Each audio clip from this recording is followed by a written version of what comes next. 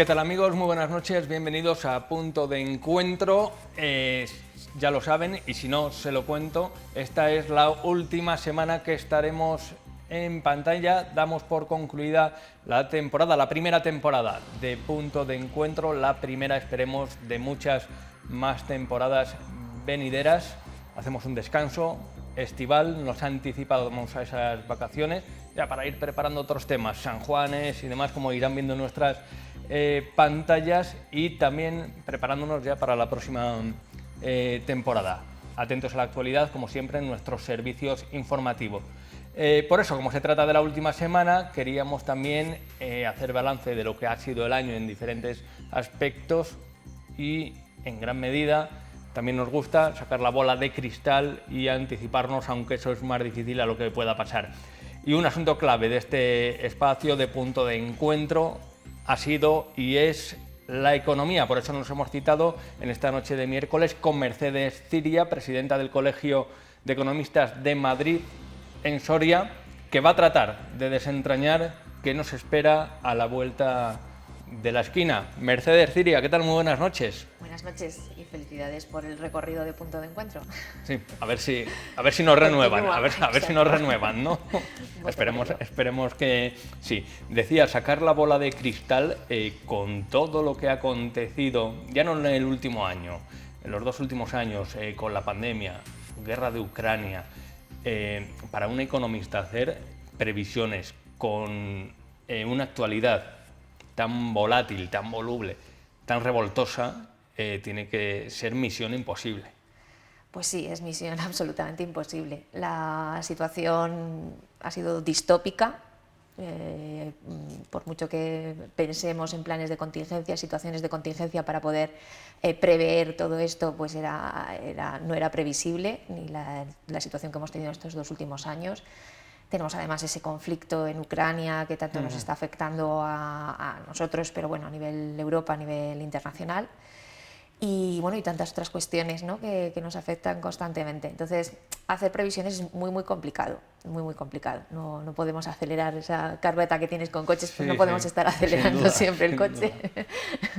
Pero sí que ha sido un test de estrés para los gobiernos, para las carteras de economía, sobre todo, yo creo que al final para todos los ministerios implicados. Se habla mucho en comparación con esa crisis de 2008, donde en gran medida hubo un cerrojazo económico, se abordó la recuperación desde un punto de vista más conservador. Ahora la situación está siendo diferente. En tu opinión, ¿cómo están respondiendo los países, las instituciones como la Unión Europea a esta crisis actual? Bien, pues partiendo de esa base de distopía y de falta de otros referentes que nos puedan servir, tenemos que tener en cuenta que bueno, las medidas, por ejemplo, en la anterior crisis, en la del 2008, ¿no?, que es nuestra crisis más cercana, a pesar de que hemos tenido otras, pero tardaron en llegar. En este caso, la situación, a pesar de lo complicado de poder legislar, de poder tomar medidas que realmente sean eficientes, o prever que sean lo suficientemente buenas como para que la situación por lo menos no empeore, porque era un poco lo que muchas veces nos encontrábamos, ¿no?, y lo que han tenido que legislar. Por ejemplo, aquí en España, solamente con ver el movimiento que había en el Boletín Oficial del Estado cada día, eso implica un trabajo de base del gobierno, evidentemente, pero sobre todo de los funcionarios públicos, que son los que al final redactan y trabajan todas estas medidas. Entonces, afortunadamente, dentro de todo lo que hemos tenido, y que se han cometido evidentemente errores, yo creo que el mayor error era no hacer nada, con lo cual creo que cualquier cosa que se haya hecho, creo que siempre, casi todo habrá sido con la mejor intención, pero sí que se ha trabajado intensamente, y eso lo hemos visto pues en todas esas publicaciones, en toda esa legislación, en toda esa normativa, bueno, sabemos de sobra que a veces han sido cuestiones que eran muy coyunturales, casi del día, y a pocos días teníamos algo diferente, pero porque también como ciudadanos tenemos que entender lo difícil que era. Nadie teníamos la varita mágica ni la bola de cristal para saber lo que había que hacer. Sí, a veces somos muy críticos con el gobierno, pero hay que estar ahí también ellos ante esa actualidad tan cambiante y llena de sorpresas, en la mayoría de los casos negativas.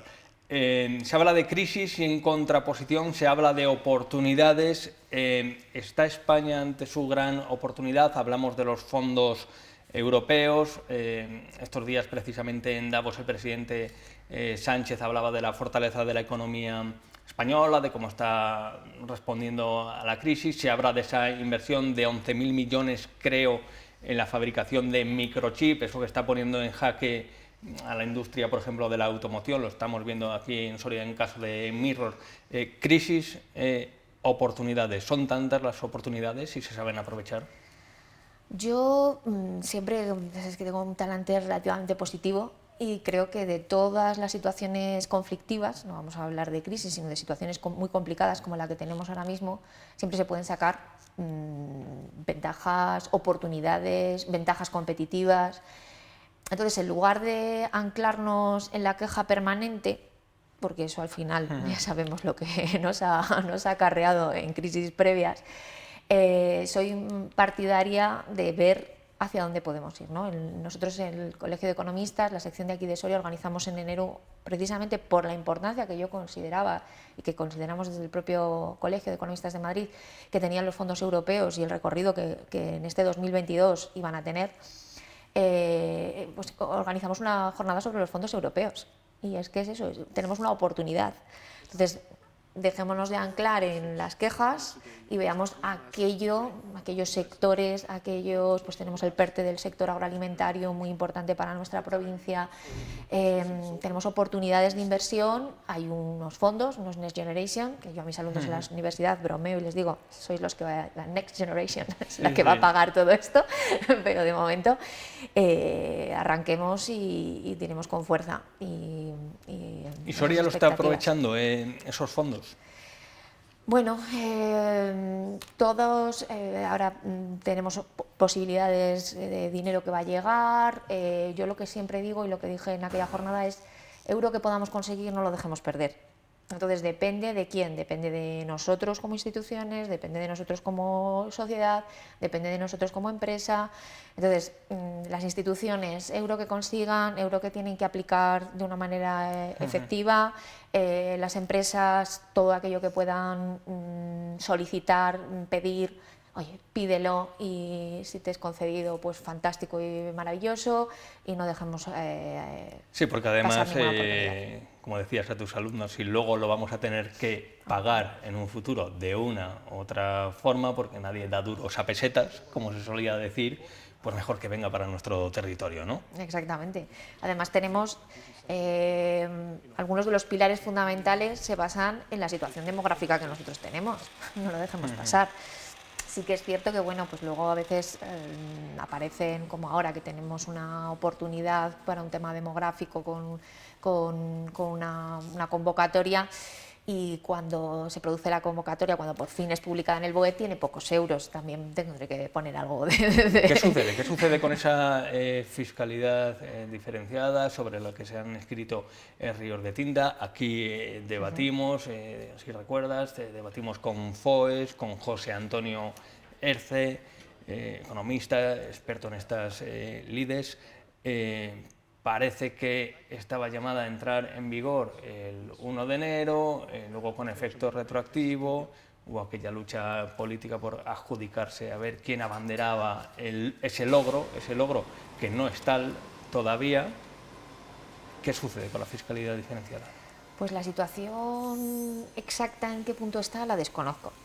Sé que yo personalmente es algo que he defendido, porque creo que es muy simple. Una vez que reducimos costes laborales para las empresas, eso genera empleo y genera ganas de seguir invirtiendo. Con esa base tan simple que a los empresarios nos moviliza, obtener una fiscalidad diferenciada para nuestra provincia sería absolutamente necesario. No ya bueno, es que es necesario. Tenemos que diferenciarnos de alguna manera. Entonces, todas aquellas oportunidades que tengamos como esta de poder diferenciarnos y de poder tener esa ventaja competitiva a la hora de atraer inversiones a nuestra provincia, no la perdamos, no la perdamos. ¿En qué situación política está el tema? La desconozco porque no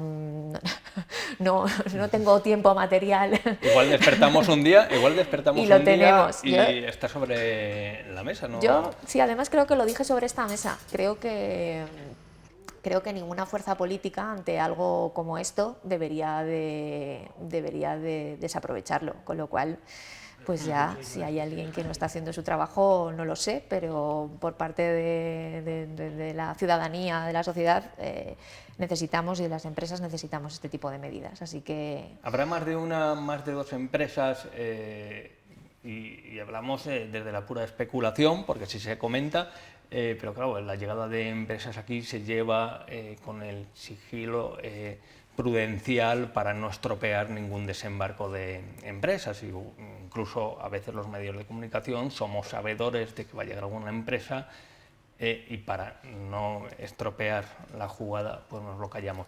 Pero habrá más de dos empresas que no hayan acabado en Soria porque no se ha implantado esa fiscalidad diferenciada. Pues es posible, es posible. Al final, ante medidas que benefician a las entidades, y las empresas no pueden estar esperando a que alguien tome una decisión como esta, sino que una vez que tomas la determinación de realizar una inversión, vas a por ello, pues puede ser que haya dificultado efectivamente esa implantación de alguna empresa. Lo desconozco como dato real. Esto es como siempre, ¿no? A veces creo que es una medida lo suficientemente importante como para planteárselo, y a la hora de hacer un estudio, hacemos unas previsiones de costes, etcétera, etcétera, y ese trabajo, pues puede ser que alguna empresa haya optado por no lo conozco, pero bueno, podría ser perfectamente. Pues lo iremos viendo, porque esto de la fiscalidad diferenciada es una operación de ingeniería, auténtica ingeniería. Se habla mucho de estos datos, de estas inversiones, 140.000 millones, fondos europeos, 11.000 millones destinados a los microchips, cifras importantes, deuda pública, y luego está esa economía que se vive a pie de calle, que en los últimos tiempos sufren los ciudadanos. Y es hablar de economía a pie de calle, es hablar de subida de los precios, inflación. Inflación en todos los insumos, alimentos, combustible. En economía lo que sube baja en la misma proporción. En economía hay que equilibrar. Siempre cuando hablamos me preguntáis ¿y qué situación está el PIB? ¿No? Parece que el crecimiento económico tiene que ser constante. Si no hay crecimiento económico constante, no... Por llevarlo a unos términos comunes, pues voy a utilizar los coches de tu corbata, no podemos hacer que el coche siempre esté acelerando, porque si no, pues no llegaríamos a nuestro destino. Y evidentemente no podemos acelerar los coches más, ¿no? Cada vehículo tiene una capacidad de aceleración, ¿no? Pues hay diferencias entre unos vehículos y otros, y hay diferencias en capacidad de aceleración, y los coches no pueden estar acelerando siempre. Eso es lo que pasa cuando queremos que el PIB, ¿no?, siempre suba, siempre la economía esté en crecimiento. Al final hay unos ciclos económicos. ¿Qué es lo que sucede a nivel de calle?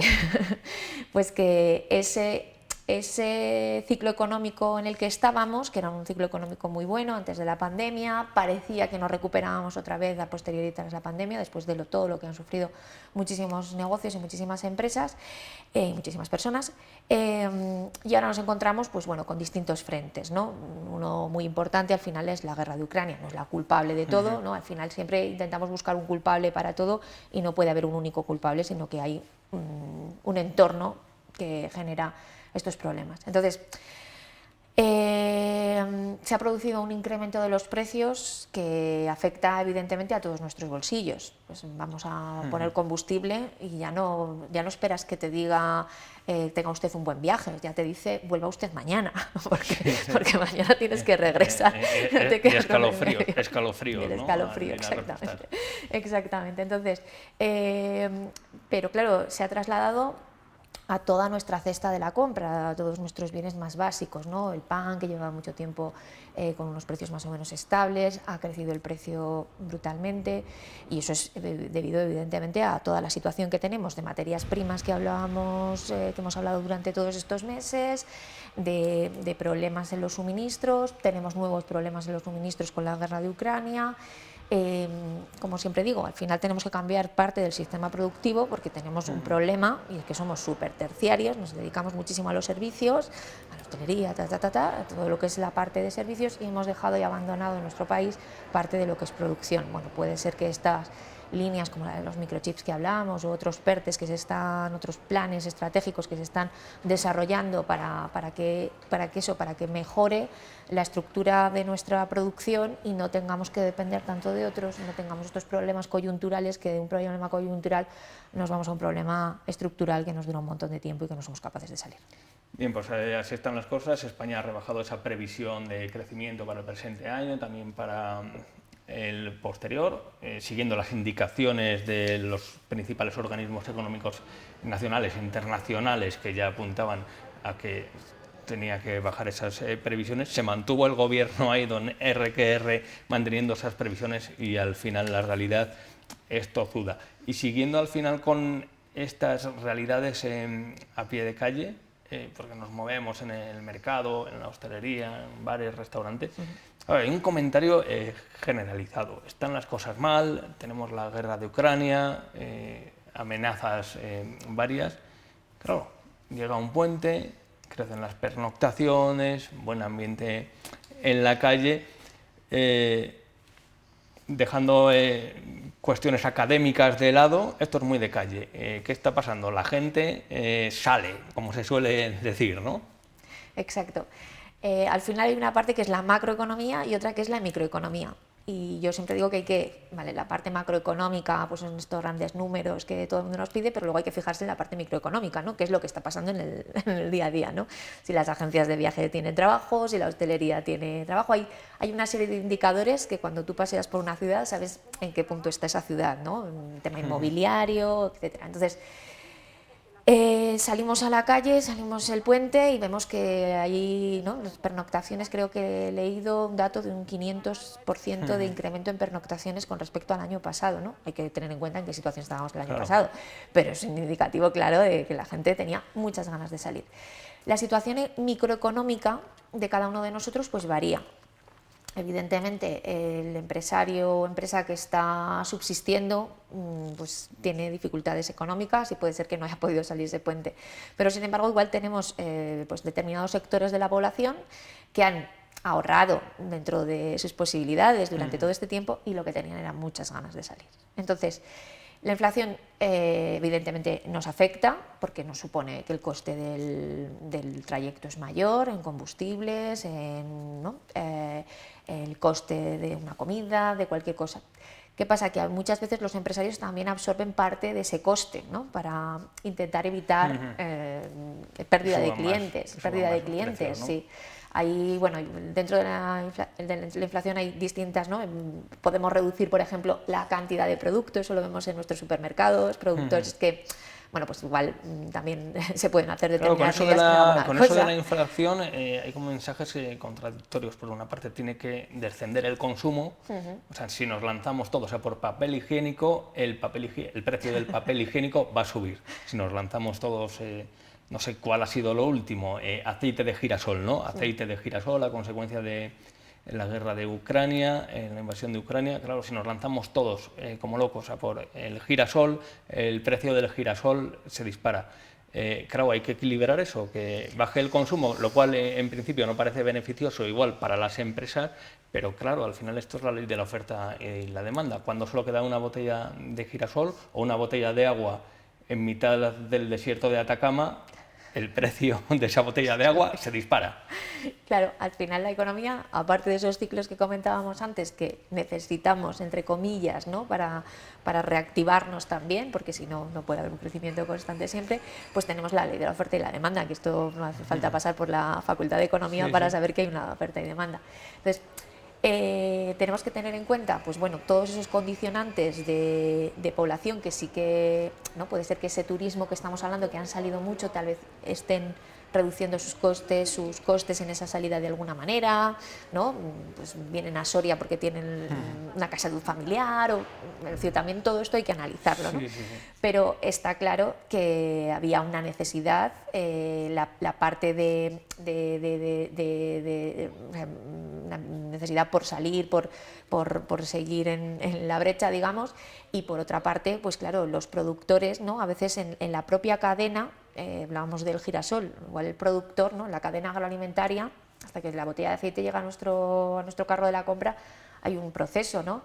¿Qué parte de esa subida en el precio se ha llevado cada uno, qué porcentaje se ha llevado cada uno de los miembros de esa cadena agroalimentaria o de esa cadena de producción, de distribución?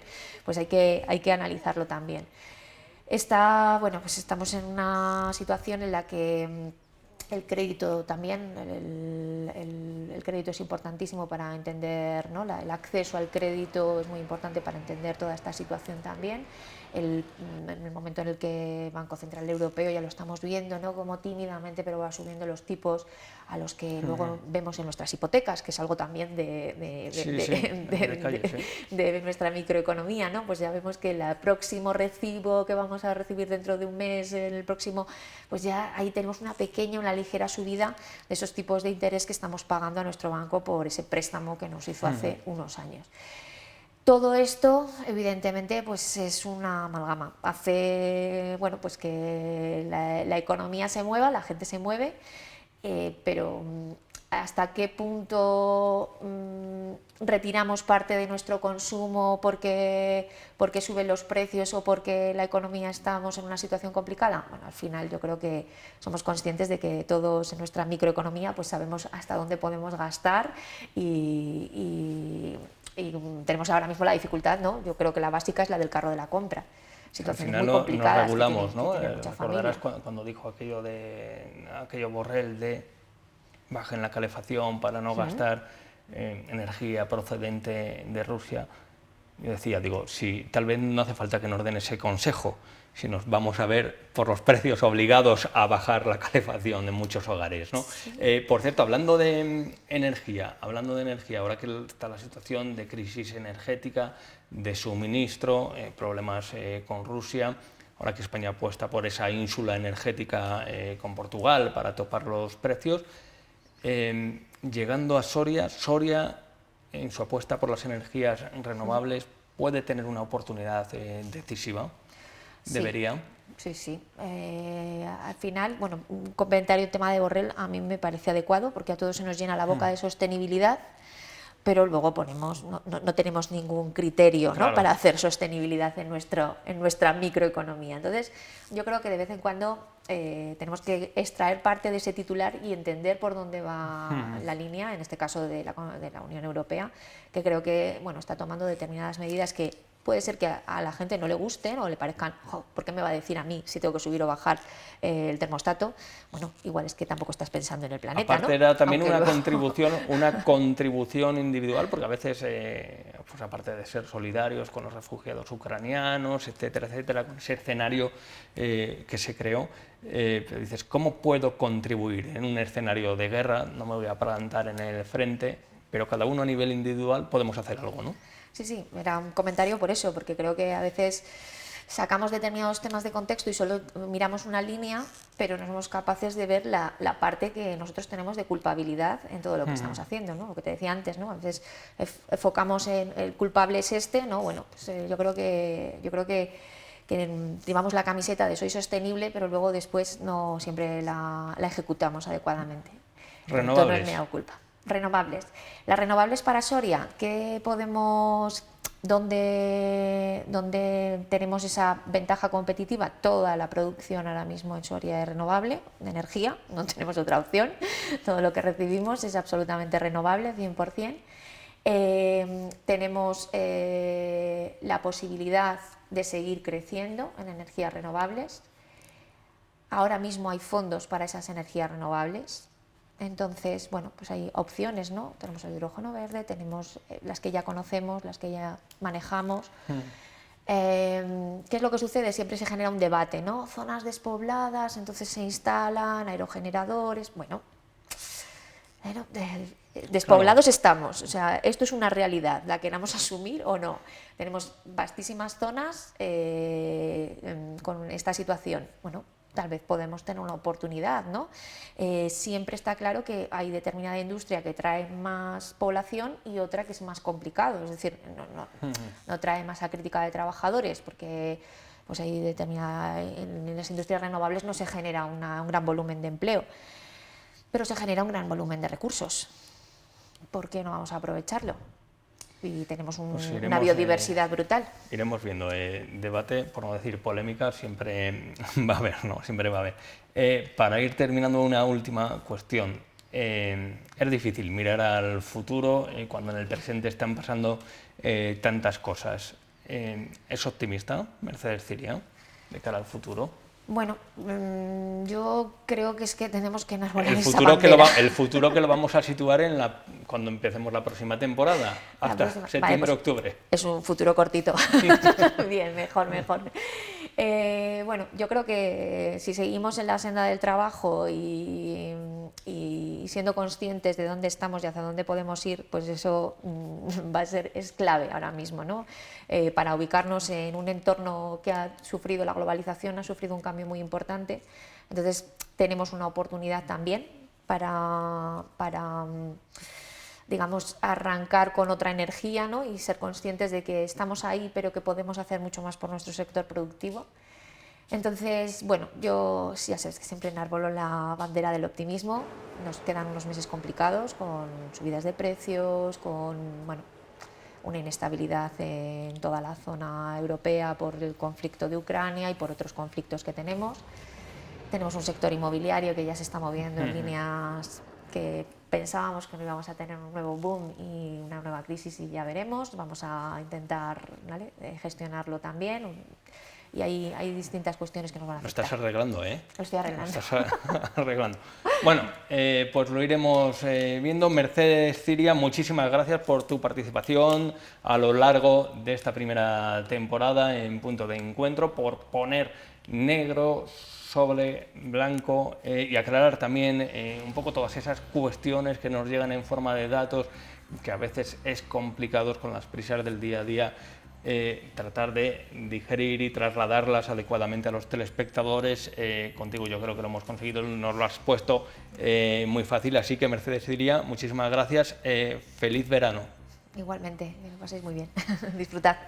Y nosotros vamos a hacer un alto en el camino, en Punto de Encuentro, y seguimos adelante tras una pausa para la publicidad.